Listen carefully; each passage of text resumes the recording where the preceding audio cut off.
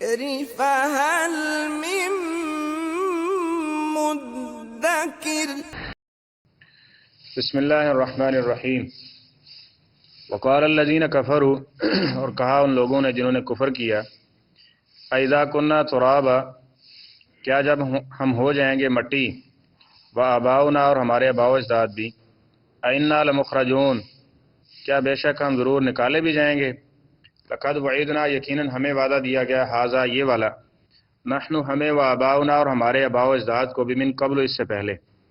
ان ھذا نہیں ہے یہ الا مگر اساطیر الاولین پہلے لوگوں کی کہانیاں۔ کل کہہ دیجئے سیرو فی الارض تم چلو پھرو زمین میں، فانظروا پھر دیکھو کیف کان عاقبۃ المجرمین کہ مجرم لوگوں کا انجام کیا ہوا ہے، ولا تحزن علیہم اور آپ ان پر غم نہ کھائیں، ولا تکن فی ضیق اور نہ ہی آپ ان کے بارے میں کوئی تنگی محسوس کریں،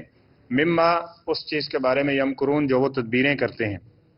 وَيَقُولُونَ اور وہ کہتے ہیں متى هذا الوعد یہ وعدہ کب آئے گا ان کو تم صادقین اگر تم سچے ہو، کل فرما دیجئے عسا ہو سکتا ہے ان یکون ردف لکم کہ وہ تمہارے پیچھے ہی آن پہنچا ہو، بعض الذی اس کا بعض حصہ تستعجلون جو تم جلدی طلب کر رہے ہو، وَإِنَّ رَبَّكَ اور بے شک آپ کا رب لذو فضل وہ بہت فضل کرنے والا ہے علی الناس لوگوں پر، ولکن اور لیکن اکثرہم ان میں سے اکثر لا یشکرون وہ شکر نہیں کرتے۔ وَإِنَّ رَبَّكَ اور بے شک آپ کا رب لَيَعْلَمُ البتہ خوب جانتا ہے ما تُكِنُّ صُدُورُهُمْ کہ جو چھپائے ہوئے ہیں ان کے سینے، وما يعلنون اور جو وہ ظاہر کرتے ہیں، وما من غائبۃ اور نہیں ہے کوئی بھی چیز غائب ہونے والی، فی السماء آسمانوں میں، والارض اور زمین میں، الا مگر فی کتاب مبین وہ واضح کتاب میں درج ہے۔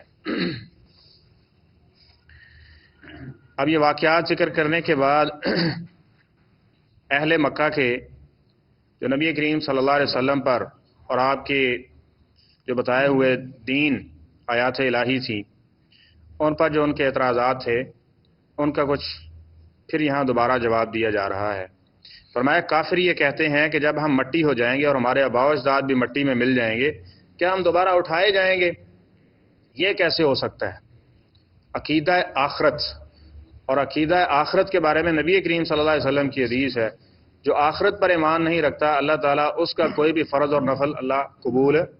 نہیں کرے گا، یعنی اگر اس کے باوجود وہ عقیدہ آخرت اس کا صحیح نہیں ہے نا، اس کے بعد وہ کچھ بھی عمل کرتا رہے تو اللہ کو وہ عمل قبول ہے، وہ اللہ کی رضا کے لیے ہوں گے ہی نہیں۔ اللہ کی رضا کے لیے تبھی ہوتے ہیں کہ جب انسان کو پتہ ہوتا ہے کہ میں نے حساب و کتاب دینا ہے، یہ حساب و کتاب ہوگا تو لہذا میں نے درست کام کرنے ہیں، غلط سے اپنے آپ کو بچانا ہے۔ جس کا عقیدہ آخرت ہوگا ہی نہیں، پہلی تو بات یہ ہے کہ وہ درست عمل کر ہی نہیں سکتا، اپنی زندگی کو بہتر نہیں کر سکتا، ٹھیک ہے، اور اگر وہ ظاہری طور پہ کسی حدود و قیود میں رہ کے یا کوئی مفاد کی کچھ اس کے لیے کر رہا ہے تو وہ اللہ کی رضا کے لیے نہیں ہوگا۔ تو فرمایا لقد وعدنا ھذا نحن وآباؤنا من قبل، وہ کہنے لگے کہ یہ وعدہ تو ہم بڑے عرصے سے سنتے چلے آ رہے ہیں، ہمارے آباء و اجداد کو بھی یہ وعدہ دیا گیا تھا لیکن آج تک یہ وعدہ آیا نہیں ہے، ان ھذا الا اساطیر الاولین یہ تو لگتا ہے کہ ایک کہانی ہے، جی میں فرضی کہانیاں ہوتی ہیں نا، تو فرضی کہانیاں کہاں پوری ہوتی ہیں، تو اسی طرح یہ بھی ایک فرضی کہانی ہے، کسی نے بات ذکر کر دی ہے لیکن وہ چلتے چلتے چلتے یہ چیز ہو رہا ہے۔ اب دیکھیں آباء و اجداد کی پیروی یہ انسان کو دین حق کے خلاف کس طرح کھڑی کر دیتی ہے۔ اب آباء و اجداد کی طرف سے چلے آنے والی جو قصے کہانیاں ہیں جن کو خود بنا کے کھڑا کیا ہوا ہے اور ان سے مانگ رہے ہیں، اس پہ یقین پورے کا پورا ہے کہ یہی ہمیں عطا کرنے والے ہیں، اور دوسری طرف سے جو صحیح واقعات ہیں نا، اگر کچھ نہ کچھ چند ایک لوگ اس کو مانتے اور اس کی تبلیغ کرتے چلے آئے ہیں تو اس کے خلاف کیا کہتے ہیں کہ یہ تو ہم کہانیاں سنتے آئے ہیں آباء و اجداد سے، یہ ان کو ملتی آئی ہیں، حالانکہ حقائق دلائل اس لیے کہا گیا کہ آباء و اجداد چھوٹا بڑا ان سب کی حیثیت مقام جو اللہ نے دیا ہے اسی تک رکھو، لیکن سب سے بڑی حیثیت کس کی ہے؟ وہ انبیاء کی بات کی ہے اور قرآن پاک کی ہے، وہ کسی کے بھی خلاف ہو یا کسی کے بھی حق میں ہو تو اس کو قبول کیا جانا چاہیے۔ تو کل سیرو فی الارض فانظروا کیف کان عاقبۃ المجرمین، تو اللہ تعالیٰ نے دیکھیں کس طرح دعوت غور و فکر دی ہے ان کو کہ ان کو کہو جاؤ تم زمین میں پھر چلو پھرو، فانظروا پھر دیکھو کیف کان عاقبۃ المجرمین مجرم لوگوں کا انجام کیا ہوا تھا، یہ گزر کے تو جاتے تھے، ٹھیک ہے، تبوک وغیرہ کے علاقے سے مدائن صالح سے یہاں گزر کے جاتے تھے اور دیکھتے تھے کہ وہاں یہ بستیاں تباہ ہوئی پڑی ہیں، کیوں تباہ ہوئی ہیں؟ کبھی یہ بھی پوچھا ان سے؟ یہ بھی پوچھیں کہ یہ بستیاں ان کے رہنے والوں سے کہ یہ بستیاں کیوں ملیا میٹ ہوئیں، کیوں تباہ ہوئیں، ٹھیک ہے، تو پھر فرمایا ولا تحزن علیہم ولا تکن فی ضیق مما یمکرون، تو آپ ان کے اوپر غم نہ کھائیں اور نہ ہی آپ ان کے جو تدبیریں یا چالیں چلتے ہیں اس کے بارے میں کوئی تنگی محسوس کریں، واللہ یعصمک من الناس، آپ نے اللہ پہ بھروسہ رکھنا ہے، اللہ تعالیٰ آپ کو ان لوگوں سے کافی بچانے والا ہے. ٹھیک ہے، تو فرمایا کہ ان کی یہ جو چالیں اور تدبیریں ہیں ان سے پریشان نہیں ہونا، بلکہ آپ نے کیا کرنا، اپنی دعوت کو اسی طرح سے جاری رکھنا ہے. وَيَقُولُونَ مَتَىٰ هَٰذَا الْوَعْدُ، پھر کہتے ہیں چلو مان لیا جی یہ وعدہ ہوگا جی، ہم نے مار کے اٹھنا ہے، چلو یہی بتا دو کہ اس کا وقت کون سا ہے، وہ کب آئے گا. ٹھیک ہے، اگر تم سچے ہو تو فرمایا کل، اے پیغمبر علیہ السلام فرما دیجئے، عسیٰ ہو سکتا ہے ان یکون ردیف لکم، کہ وہ تمہارے بہت قریب آ چکا ہو. اب جو انسان یہاں سے مر جاتا ہے اس کے لیے تو قیامت قائم ہو گئی نا، اس کے لیے تو معاملات آخرت کے شروع ہو گئے. بلکہ مرنا اس سے پہلے ہی رسول اللہ صلی اللہ علیہ وسلم نے ذکر کر دیا کہ جب آخری وقت آتا ہے نا، روح اکھڑنا شروع ہوتی ہے، اس کے جسم سے نکلنا شروع ہوتی ہے، تو سارا منظر اس کے سامنے آ جاتا ہے. اگر یہ مومن روح ہے تو یہ اللہ کی طرف بڑھتی ہے اور کہتی ہے کہ مجھے اللہ کی طرف لے جاؤ، جس طرح جنازے کے بارے میں بھی کہا کہ اگر مومن ہوتا ہے نا تو وہ کہتا ہے مجھے جلدی لے چلو. ٹھیک ہے، اور اسی طرح اگر کافر ہوتا ہے تو وہ بچنے کی کوشش کرتی ہے، اور اس طرح سے معاملہ ہوتا ہے کہ جس طرح اس کی زندگی کا کیا آسمان اور زمین نیچے رکھ دیا گیا ہے، برابر کر دیا گیا اور اس کو درمیان میں پیس دیا گیا ہے. یہ حالات اور یہ چیزیں اس کے سامنے پیش آ رہی ہوتی ہیں. اور پھر مرنے کے بعد اس کی روح جب قبر کی طرف اس کو لے جایا جا رہا ہے تو وہ کہہ رہی ہوتی ہے کہ ہلاکت ہو تمہارے لیے، مجھے کس طرف لے کے جا رہی ہے. یعنی جیسے ہی انسان کا یہ آخری وقت آتا ہے نا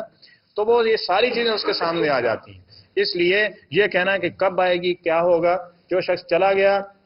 اس کے لیے یہ معاملات شروع ہو گئے، اس لیے اسے پناہ مانگنی چاہیے. تو فرمایا ہو سکتا ہے کہ جو چیزیں تم نے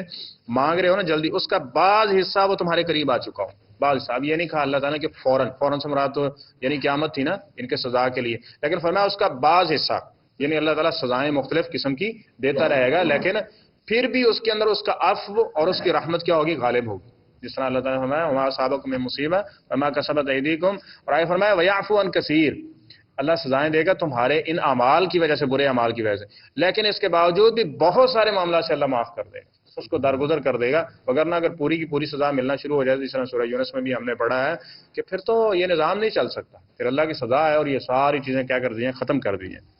تو فرمایا کہ جو تم مانگ رہے ہو سکتا ہے اس کا کچھ حصہ وہ قریب آ چکا ہو. وَإِنَّ رَبَّكَ لَذُو فَضْلٍ عَلَى النَّاسِ، تمہارا رب فضل کرتا ہے. یہ چیلنج کر رہے ہیں اللہ تعالیٰ کو، یہ جناب اس کی ربوبیت کو اور اس کی الوہیت کو اور اس کے جو قدرت ہے اس کو چیلنج کر رہے ہیں، انبیاء کی تکذیب کر رہے ہیں، لیکن فرمایا اس کے باوجود بھی تمہارا رب تم پہ کیا کرنے والا ہے، فضل کرنے والا ہے. وَلَكِنَّ أَكْثَرَهُمْ لَا يَشْكُرُونَ، لیکن ان میں سے اکثر کیا کرتے ہیں، پھر بھی شکر ادا نہیں کرتے. یعنی اللہ کی دی ہوئی مہلت سے فائدہ اٹھانا چاہیے اس اعتبار سے کہ اس کا نعمت کا شکر کرتے ہوئے اعمال صالح، نیک اعمال کی طرف بڑھنا چاہیے، نہ کہ ایسا کہ انسان اس کی بغاوت اور نافرمانی پہ اس کی دی ہوئی ڈھیل کو استعمال کرے. وَإِنَّ رَبَّكَ لَيَعْلَمُ، اور فرمایا کہ آپ کا رب خوب جانتا ہے، مَا تُكِنُّ صُدُورُهُمْ وَمَا يُعْلِنُونَ، جو یہ ظاہر کرتے ہیں، یعنی آپ کے خلاف ظاہری پروپیگنڈا ہوتا ہے ان کا، یا جو ان کے سینوں میں چھپی ہوئی باتیں ہیں یعنی آپ کے خلاف، ہم ساری چیزوں کو جانتے ہیں. اللہ تعالیٰ یہ ساری چیزوں کا نگران ہے اور آپ یہ کام کریں. اور اللہ تعالیٰ واللہ یعصمک من الناس انک فإنک المستہزئین، یہ جو استہزاء کرتے ہیں آپ کو ہم کافی ہو جائیں گے ان سے. وما من غائبۃ فی السماء والارض، اور پھر یہاں ایک اور جواب دیا گیا اس اعتبار سے کہ جب وہ کہتے تھے کہ ہم اور ہمارے باوجاد مٹی میں مل جائیں گے، خاک ہو جائیں گے، تو ہم کیسے اٹھائے جائیں گے. فرمایا زمین میں کوئی بھی غائب ہونے والی چیز ہے نا یا آسمان میں، وہ کتاب مبین میں بھی درج ہے. اللہ کے علم تو ہے ہی، لیکن ساتھ میں اللہ نے اس کو کتاب مبین میں بھی درج کر دیا. اور یہ کہتے تھے کہ یہ کیسے ہوگا، یحسب الانسان، انسان یہ گمان کرتا ہے کہ جب یہ مر جائے گا تو ختم ہو جائے گا، ایسے نہیں ہوگا کہ ہم اس کو ہڈیوں کو کس طرح سے جمع کر پائیں گے. یہ کہتے ہیں، اور میں بلا کیوں نہیں، قادرین علی ان نسوی بنانا، ہم اس کو قادر ہیں اس بات کے اوپر کہ اس کا ایک ایک جوڑ دوبارہ سے برابر کر دیں، جس طرح پہلے بنایا اسی طرح دوبارہ اس کو زندہ کریں گے. اور یہ ساری چیزیں دیکھیں نا، گوشت پوست ہڈیاں انسان کی گل جاتی ہیں. نبی علیہ السلام نے فرمایا ایک ہڈی ہے جو چھوٹی سی کمر کی ریڑھ کی، تو منہا یرکب، اس سے یہ دوبارہ جوڑا جائے گا. اب وہ کہاں پڑی ہے، کیسے پڑی ہے، کس حالت میں پڑی ہے، کس کی ہے، یہ ساری چیزیں اللہ تعالیٰ کے علم میں ہیں اور اسی سے دوبارہ اس کو کھڑا کیا جائے گا اور حساب و کتاب والا یہ معاملہ ہوگا. تو اللہ تعالیٰ سے عفو درگزر کی اور ہدایت کی اور آخرت کی بہتری کے لیے دعا ہونی چاہیے، نہ کہ یہ کہ عذاب کیوں نہیں آتا، سزائیں کیوں نہیں آتی، یہ کیوں نہیں ہوتا، وہ کیوں نہیں ہوتا. وہ اللہ تعالیٰ کی رحمت غالب ہے، وگرنہ جب عذاب اور سزا آ گئی تو کسی کے پاس بھی کوئی اختیار نہیں ہے کہ اس کو مؤخر کر سکے، ٹالنا تو بہت دور کی بات ہے. اللہ کریم ہمارے اوپر اپنی رحمت والا معاملہ فرمائے، صراط مستقیم کی سمجھ اور اس پر استقامت نصیب فرمائے. صدق اللہ العظیم.